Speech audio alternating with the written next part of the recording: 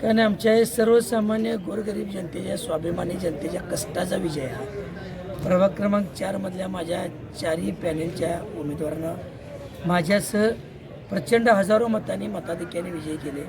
एकीकडे महायुतीचे सर्व धनदांडगे म्हणजे त्यांच्याकडे पैशाची रास बघूनच उमेदवारी दिल्या होत्या आणि माझ्याकडे मात्र सामान्य कार्यकर्त्यांची उमेदवारी होती। विशाल चव्हाणसारखा एक राजपूत घिसाडी समाजातला एक वडील नाहीत, रिक्षावाल्याचा मुलगा, स्वाती कांबळे एक BA BEd आणि दीपाली गाडगे गृहिणी, आम्ही काँग्रेस विचार ज्याच्या घरात पक्का आहेत त्यांना उमेदवारी दिल्या होत्या। पैसे बघून किंवा त्यांच्याकडे काय इतर आणि काय काय बघून उमेदवार दिले होते, अशा माझ्या सामान्य आणि कष्टकरी उमेदवारांना निवडून दिलं।